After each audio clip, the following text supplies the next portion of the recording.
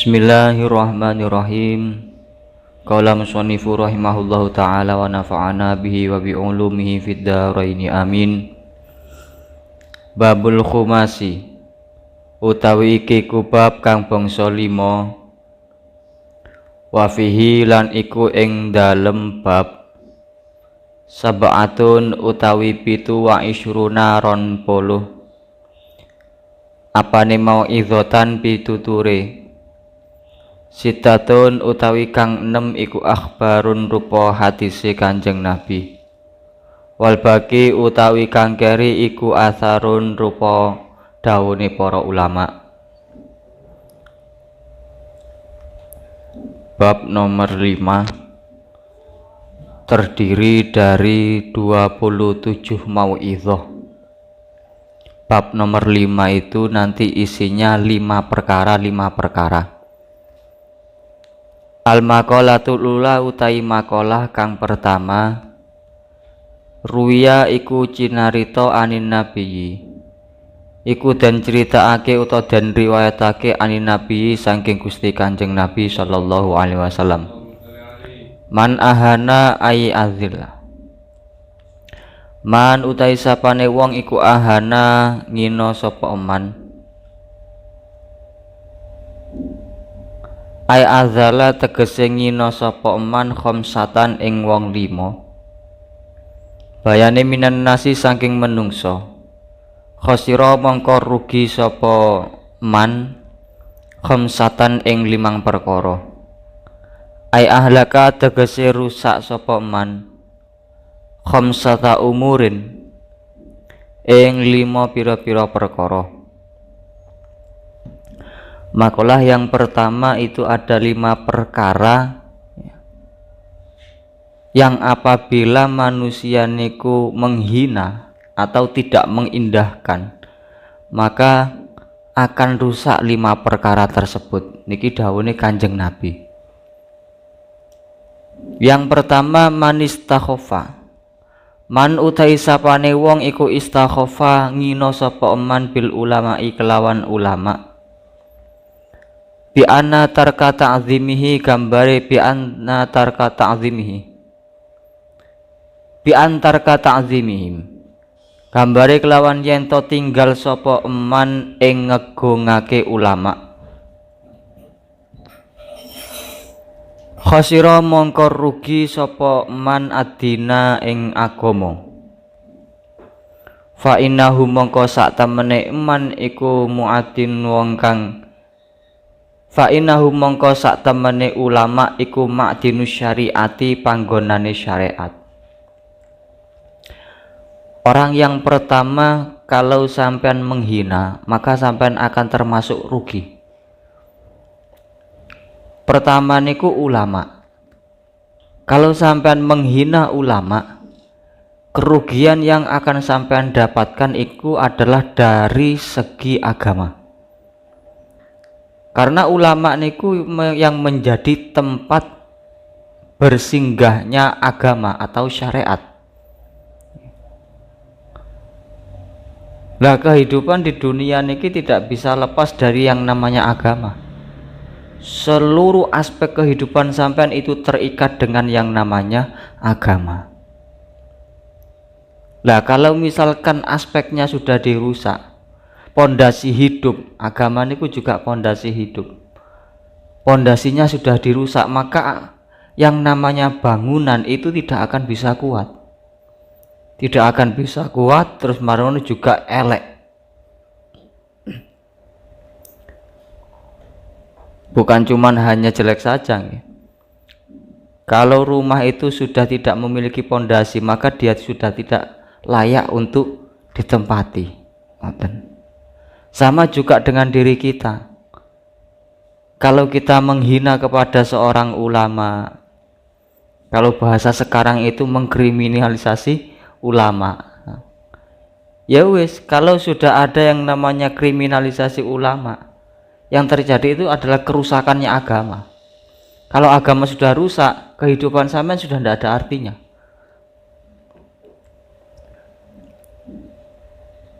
Maka dari itu jangan sampai sampean itu menghina kepada ulama. Yang namanya menghina itu banyak jalannya.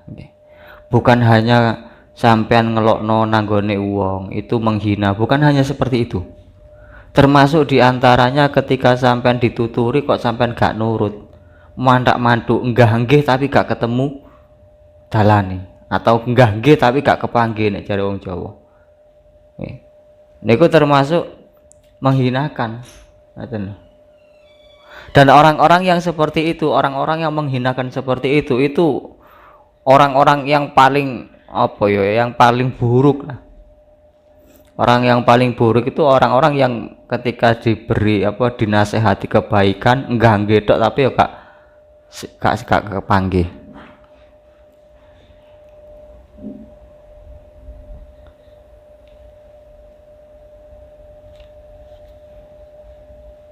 Ya Allah, niku jangan sampai nggih. Apalagi kula karo sampean yang hidupnya ada di pesantren.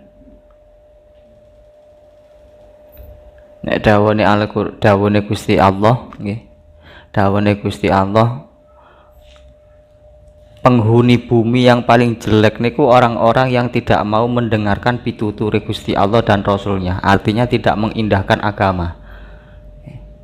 Inna syarrad dawabi 'indallahi sumul bukmul ladzina la yaqilun.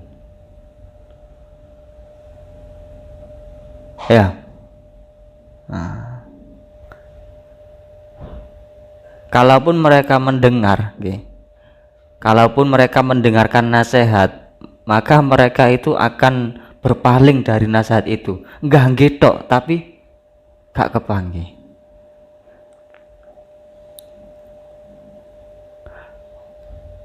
Walau alimallahu fihim khairal la asma'ahum walau asma'ahum latawallaw wahum mu'ridun. Ya. Kalaupun Gusti Allah itu memberikan ilmu, artinya mengajarkan kepada mereka sebuah kebaikan, terus kemudian mereka itu mendengarkan kebaikan itu, di antaranya itu orang-orang munafik, orang-orang kafir ya kayak ngono iku. Mereka tidak pernah mengindahkan yang namanya agama, gak tahu gelem nurut. Walau asma'ahum latawallaw wahum mu'ridum. Ketika dia mendengarkan, mereka akan berpaling.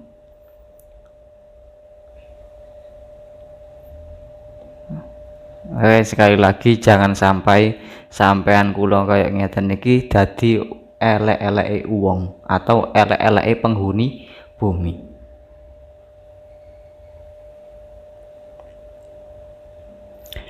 Terus yang nomor 2, waman lan utai sapane wong iku istakhofa.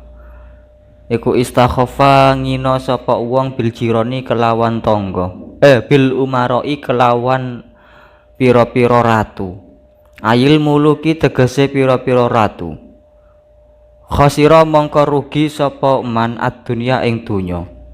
Bi anahum krana sak temene al umara iku alladzina wong akeh yurtabuna kang ngurut-ngurutake sapa alladzina yuratibuna kang ngurut-ngurutake sapa alladzina umurad dunya ing pira-pira perkara donya. Wazima muha utawi kendaline donya iku biaidihim ing dalem tangane alladzina. Orang yang akan rugi nomor 2 niku adalah orang yang meremehkan kepada umarok, atau kalau bahasa sampean pemerintahan. Mereka akan rugi. Ruginya di mana? Ruginya itu di dalam urusan dunia. Kalau menghina ulama, meremehkan pada ulama niku kerugiannya di dalam bab agama atau bab syariat. Kalau menghina kepada umarok atau pemerintahan atau kerajaan niku sampean akan rugi urusan dunia. Karena sampean hidup di sebuah negara, hidup di sebuah daerah itu sesuai dengan peraturan daerah yang sampean tinggali. Kok misalkan sampean uripe nang bungah, misale Umpamalah katakan ambil contoh sampean hidup di Bungah koyo ngene iki, desa Bungah, nang desa Bungah iku ana peraturan ngene dan begitu lain sebagainya. Nek kayak wingi yang paling terlihat itu kan ketika masa pandemi niku, setiap masuk ke gangnya nggih, setiap masuk ke gangnya itu ada pemeriksaan entah itu suhu tubuh dan lain sebagainya nggih niku. Terus sampean meremehkan mereka, sampean tidak mengindahkan kepada mereka. Lah sampean ada kebutuhan di sini, di tempat itu ada kebutuhan. Maka kalau sampean meremehkan mereka, tidak mengindahkan peraturan-peraturan mereka, sampean tidak bisa masuk di wilayah mereka. Dan pada akhirnya urusan sampean tidak selesai. Makanya penting kalau semakin ke atas nggih, nuwun sewu, sebuah lembaga itu harus memiliki izin agar dia bisa beroperasi di tempat itu. Niku mereka harus memiliki izin atau mengantongi izin. Lah iku nek kok umpama yang memiliki kelembagaan itu tidak nurut karo sing jenenge dukuran atau pemerintahan, maka urusan dunia mereka atau urusan lembaga mereka itu akan tidak jalan, akan terhenti. Itu yang di Jawa Barat itu kan ada waktu masa penutupan, masa penutupan, terus kemudian ternyata dia membuka dengan tanpa mengantongi surat izin, ternyata ada yang diketahui positif, akhirnya ditutup, disegel. Itu karena mereka tidak mengindahkan. Makanya perlu adanya nurut nanggone pemerintahan setempat atau pemerintahan seperti itu ada yang perlu. Ya karena itu tadi, agar urusan sampean ini menjadi lancar, urusan keduniaan sampean ini menjadi lancar. Urusan kelembagaan itu urusan dunia. Yang menjadi urusan akhiratnya itu adalah isi dari lembaga tersebut. Paham nggih? Nah, iki mungkin Dava apa Obi nanggone omahe be ngedekno sekolahan juga harus mengikuti peraturannya itu tadi. Jadi tidak bisa sampai berdiri sendiri membuat peraturan sendiri dalam suatu negara yang negara itu sudah ada pimpinannya, tidak bisa, tidak boleh seperti itu. Dan itu sudah aturan. Agama pun tidak melarang hal seperti itu. Malah justru agama itu memerintahkan kula karo sampean untuk mengikuti pemerintahan. Wa ulil amri minkum. Ngaten nggih. Atiullah war rasul wa ulil amri minkum. Taat nanggone Gusti Allah, nurut manut nanggone Gusti Allah kalau rasul dan juga orang-orang setempat atau orang-orang yang terpandang. Jadi ulil amri itu kalau dalam bahasa kitab-kitab niku tidak selalu seorang umaro. Bisa saja beliau itu seorang ulama kan ngoten.